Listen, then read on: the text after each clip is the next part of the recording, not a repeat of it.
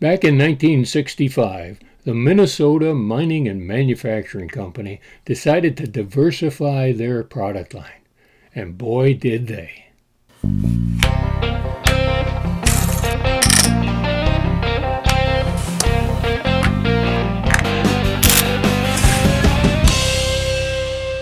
Welcome back, my friend, to my game room.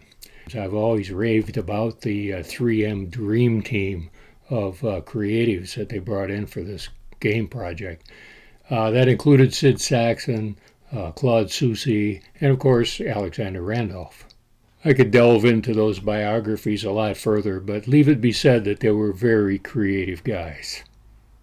That team designed a lot of today's classics, and for several years 3M Company produced versions of their games. One of the outstanding games in that original lineup was Alexander Randolph's BreakThru.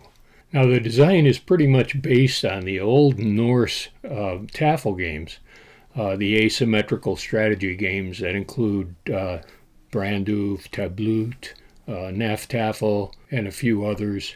And to people who are familiar with that genre of game, they'll recognize right away the similarities between the tafl games and BreakThru. The two players have uneven forces. The two players have different goals to reach, unlike chess or checkers. Even the board and the setup look very familiar, very similar to the tafl games. It's an odd number of squares, and there's always one key figure. In the tafl games, it's a king or the gnagus. Now, in the 3M version, the setting was a kind of a 1950s naval battle. The board and the pieces were very abstract, and I think it kind of forgot its own theme a little bit. And later in the decade, a company in Germany published a version of BreakThru which had this Napoleonic naval theme. And that's the theme that we picked up on when we got the license to republish BreakThru here at the NewVenture Games.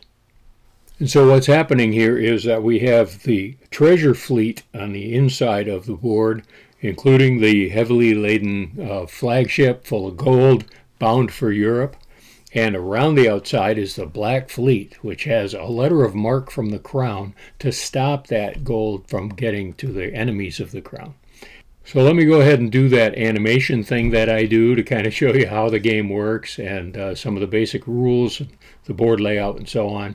And then we'll come back after the animation and talk a little bit more about this implementation of the game. The board depicts a location somewhere in the 7 seas. One player takes command of the treasure fleet. This fleet consists of a flagship heavy laden with a cargo of gold and New World treasures. She's escorted by 12 heavily armed frigates.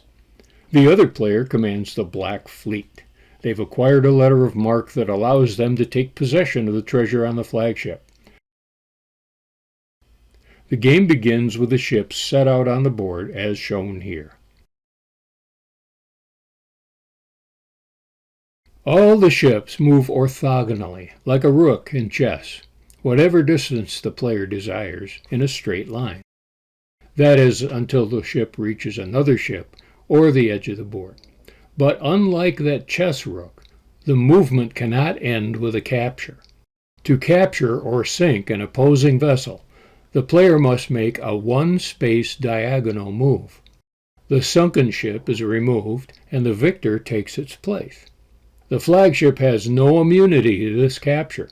The players can decide who takes which role any way you like, but the commander of the treasure fleet can decide which player goes first. On each player's turn, there are 2 choices. One choice is to move 2 ships, as described. The exception is, if the treasure fleet player chooses to move the flagship, then that's the only ship they can move during that turn. Choice number 2 is to capture. This is done, as I mentioned before, with a single space diagonal maneuver. The treasure fleet's objective is to break through the blockade, allowing the flagship to escape. If the flagship reaches a space on the outer edge, they have not won the game. They must escape the board. The Black Fleet can win two ways. First, by trapping the flagship, surrounding it on all four sides in a situation where the Gray Fleet cannot rescue the flagship from this formation on the next move. Secondly, by sinking the flagship. As noted, the flagship is subject to the same attack as any other ship on the sea. And that is how this epic sea battle unfolds. Now, the original rules provided several different openings, different formations to start the game.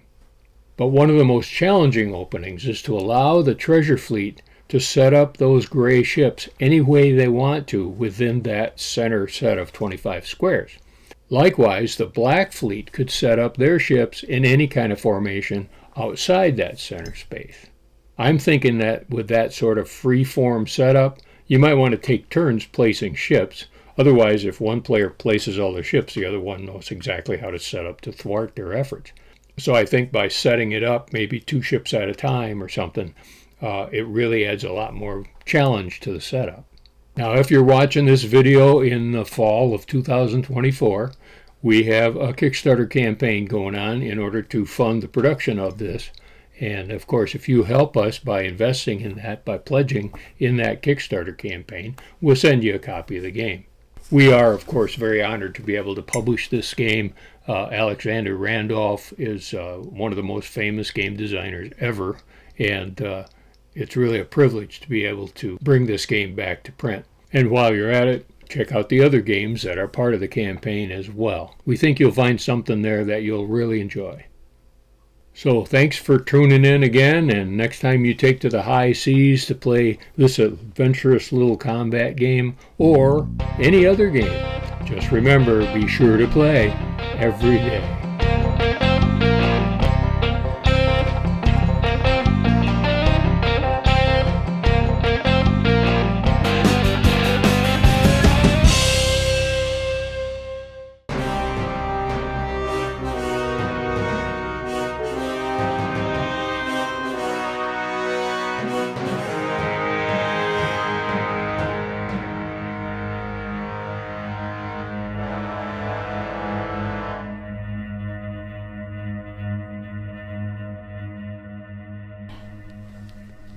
Aw, you sunk my flagship.